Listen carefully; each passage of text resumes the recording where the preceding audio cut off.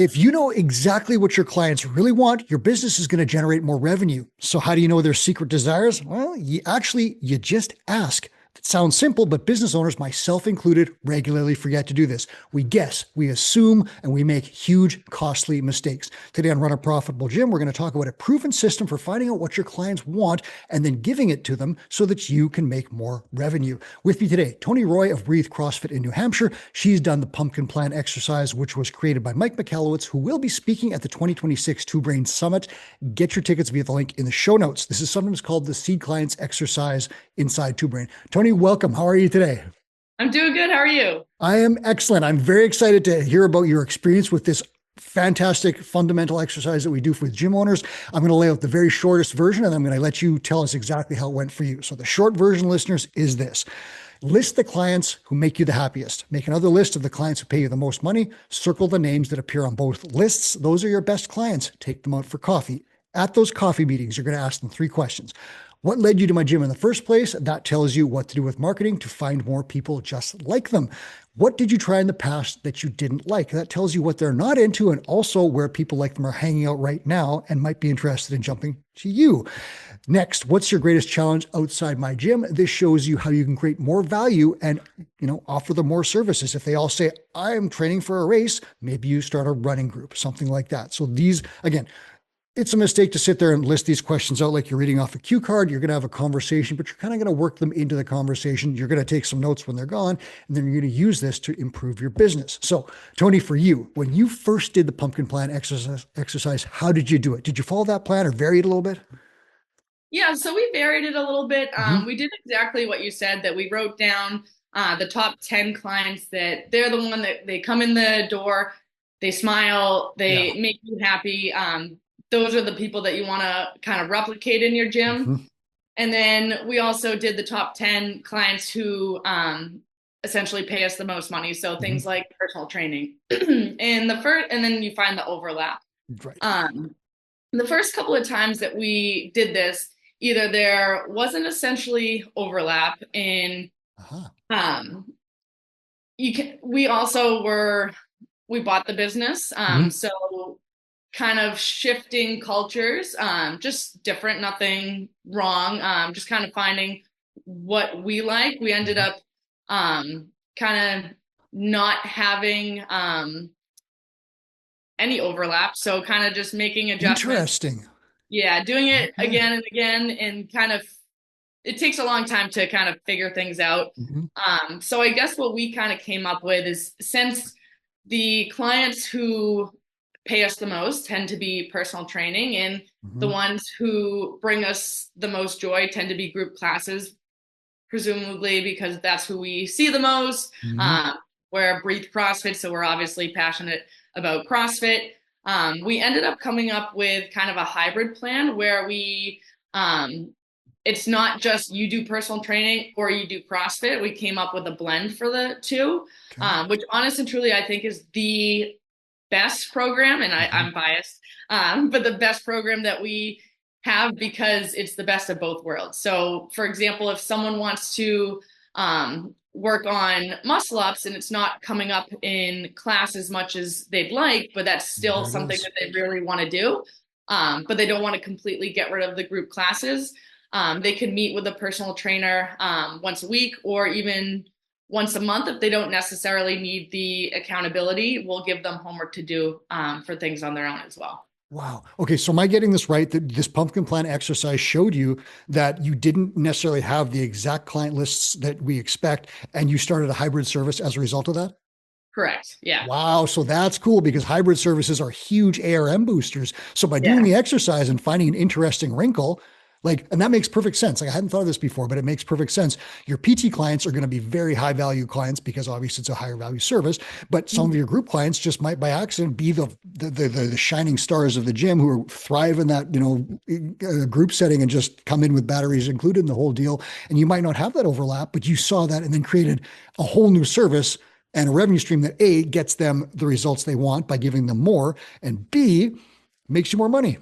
Yeah, exactly. We Oh, cool. we made the mistake in the beginning where you want to kind of do everything that you're seeing. Like you want to start all these different programs. Like you hear High Rocks, you hear boot camp, kids class, like all Mhm. these things. And we felt like we were doing a bunch of different things and not really good at anything. So we Mhm. kind of cut things down and said, we do personal training, we do CrossFit, and we do Yeah. nutrition. Yep. And then we ended up kind of blending all of them. And that's truly what we think is the best membership is Mhm. doing all three, essentially nutrition, CrossFit, and personal training. And that makes sense because this is not a member survey, right? We've all, many of us have tried this and it goes really badly because the business is not a democracy. Like you're trying to serve your clients to give them what they want, but you can't have 150 or 200 people making decisions for you as the CEO. You have to make those decisions. So this is not a member survey, but it is a way to identify what people want. It's so interesting because I hadn't run into someone who's had it go like you. Usually people are like, oh, these people obviously are the seed clients and they go from there. You had a completely different experience, but it allowed you to tailor the offerings in your business to reflect what you saw in the exercise. So I think that's just such a cool thing. And it really shows how this exercise can work in a number of different ways. So I would encourage you, listeners, to try this one and see what happens. If you don't find those names, why aren't you finding them on the same list? That's going to be a really, really interesting question. The answer will probably help you make a much better business. So you were probably pretty surprised by that, I'm guessing, when you didn't find the people matching up on the list.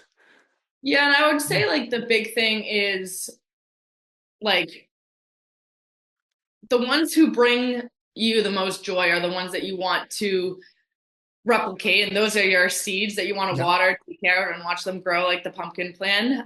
It's just figuring out what they like, and most of the time they know what they like, and every now and then they don't, but they know, and they'll tell you if you just ask. And then that will help you to determine like how you should go with your business rather than you trying to come up with the ideas, is you serve the clients that are already in front of you.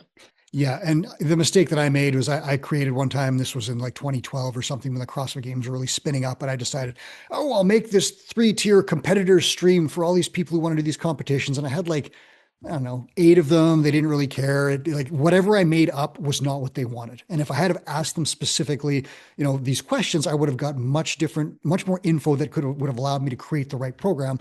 Ultimately, competitive stuff was not a good fit for my gym. I probably would have found that out too, because I bet a lot of my best clients would have said, I'm not interested in that at all. What I really want to learn is muscle ups. And then I could have done a hybrid program like you. So Yeah. if I had done this exercise before I started whimsically throwing stuff against the wall, it would have had a much better different result for me. So have you done Yeah. this exercise more than once? I've done it a couple of times. Yeah. So what was different between, now, did you just describe the first instance or the second?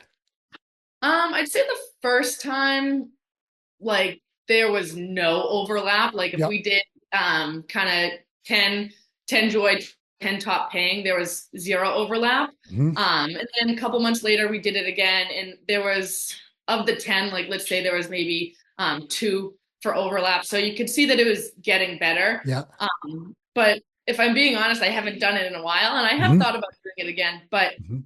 I really enjoy the way how things have been going. Like Mhm. we are happy with our programs, our clients are happy, they're getting results. I haven't felt the need to kind of do it again, Mhm. but I guess it doesn't hurt to do it. Well, it's one of those things that you'd probably want to do. Like if you only had the opportunity to do it one time, you would probably put it Mhm. at the early stages of your gym where you need to Yeah, figure out what are your core offerings, and like your business model is going to evolve somewhat, but not a ton, right? Like you're not going to go from completely every 3 months going to toss out group training or install personal training. Those are kind of big decisions that last for like 5 or 10 years or maybe forever. So I'd suggest that like it's really valuable early on, and you can certainly revisit it. But the other thing is like if you're doing goal review sessions with people, and listeners, we recommend you meet with your clients every 3 to 6 months to do goal review sessions.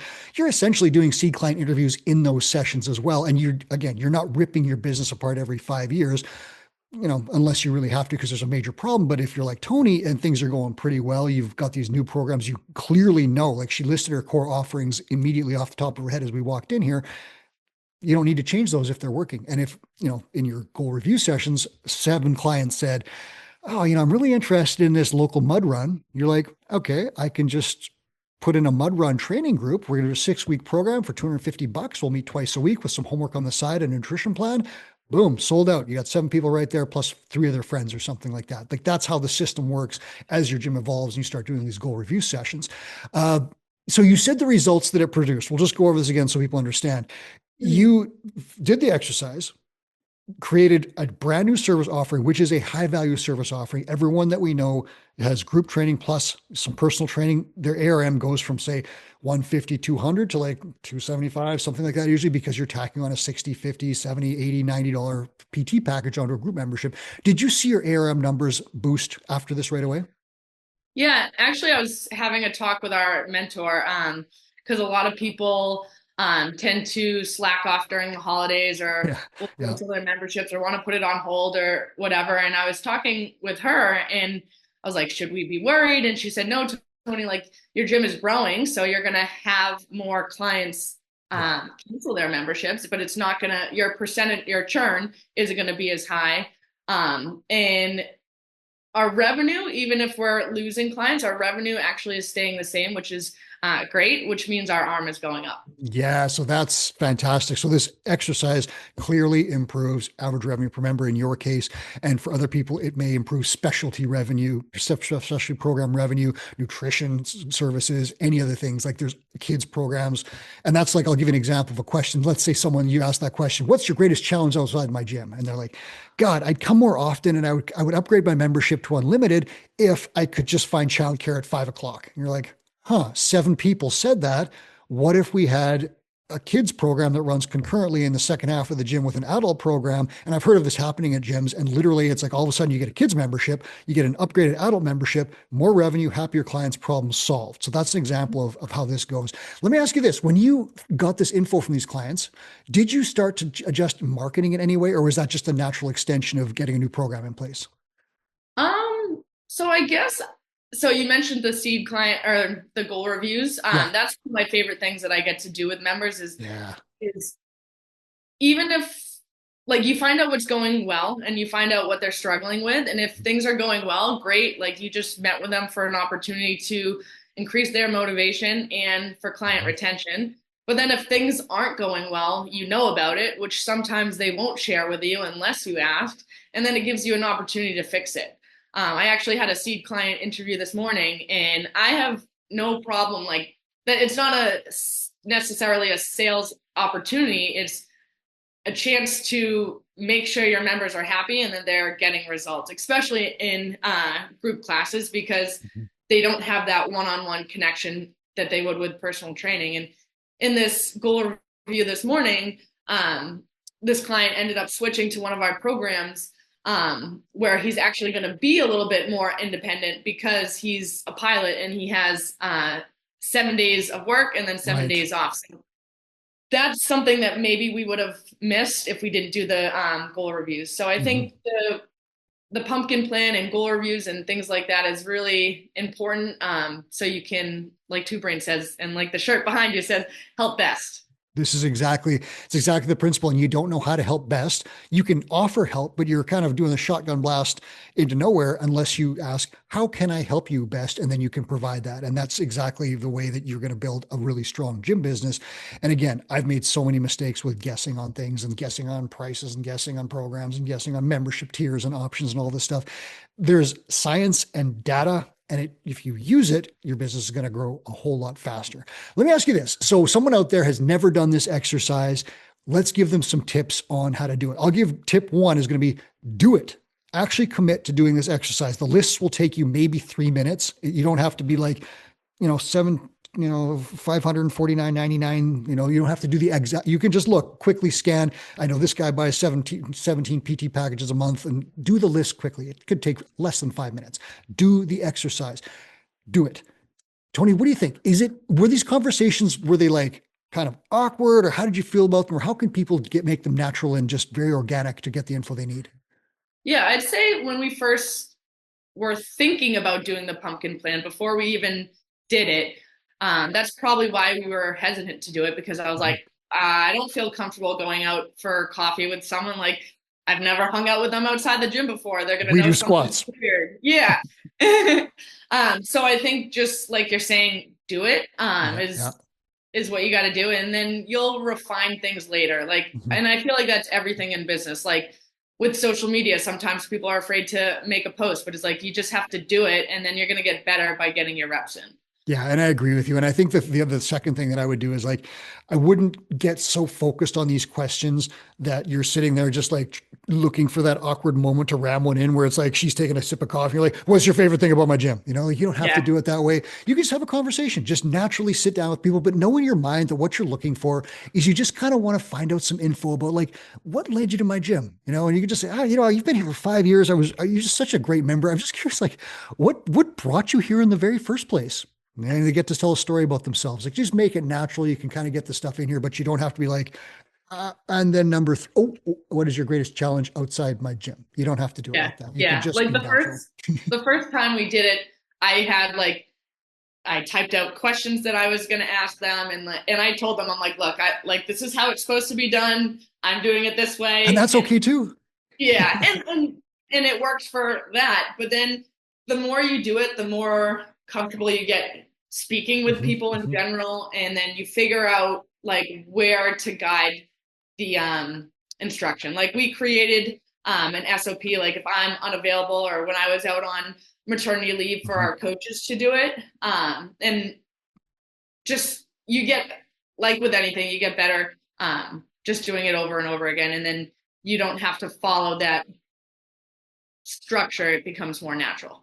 And so I'll give you that one. That's a tip. We'll just listeners practice. If you're feeling a little bit nervous about this, practice with your spouse, your partner, your dog, your kid, whatever, and just practice having a conversation like that. And just if you do that a few times, even in the mirror, you'll start to feel much more natural when you do this in person. I'll give you a tip, Toni. You tell me if you think this is the right one. I made Mhm. this mistake. I went out with a client and we had coffee and I got some info. I didn't do anything after that. My advice here, my tip would be to take action on what you see with the help of a mentor. So if you sit down and you hear some interesting stuff, hey, mentor, I just went out for coffee with 5 clients. This is what they told me. You could even just feed the stuff into ChatGPT, have it to spit out a bullet pointed summary. Here is what I learned. What do we do? Mm. What do we do now? Now, what do you think of that Mhm. one? Yeah, I think that's great. I think a lot of times I'll have maybe like an idea, but I don't really know where to go with it. I choose to meet with my mentor weekly. Do you? Ah. Yeah. We used to meet monthly, and then same thing with clients. Sometimes you don't want to wait that long, Mhm, and I like the additional accountability. Even if I have learned and know what to do, it's still great to bounce ideas off of mhm. someone who's kind of been through it. So we meet with our mentor weekly, and if something comes up, I kind of jot down like, this is what I want to do, and she might kind of either say, yes, that's a great idea, or that's great, but you should also do this instead. Ooh, I like that. I'm going to ask, who is your mentor and what was the last big thing you accomplished as a result of those conversations? Um, Joanne is our mentor. Yeah, She's awesome. She's running for mayor as well. Vote Joanne for mayor. right? Bo Joanne.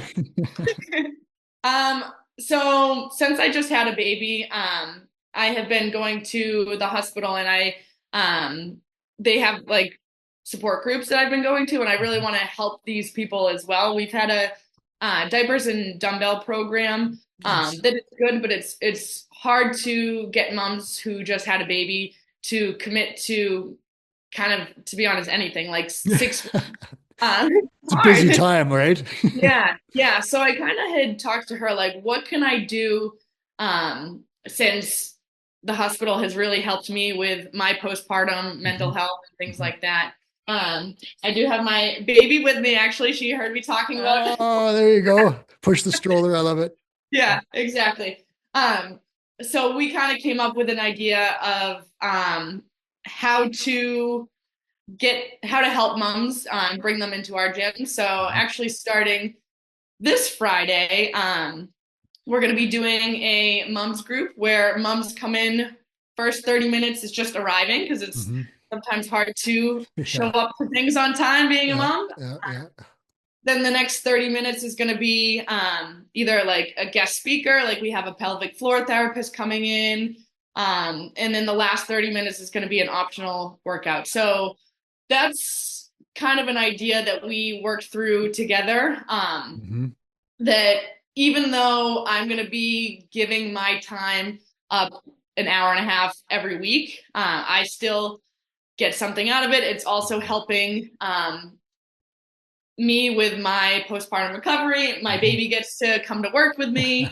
It helps other moms. And then, like, hopefully, when they are ready for fitness, that they already are in an environment that they feel comfortable with. And I think I would rather spend time doing that than spend money on Facebook ads and Mhm. Google ads and things like that. That I would rather give my time and help someone than kind of just throw my money and hope for the best. Yeah. And like, really, like you just laid out essentially like you've got a referral funnel in the way making there where like moms know other moms. If you have a great program, they're going to tell other moms, and there's always they have connections and family members. So every new person that comes into your gym becomes a source of referrals.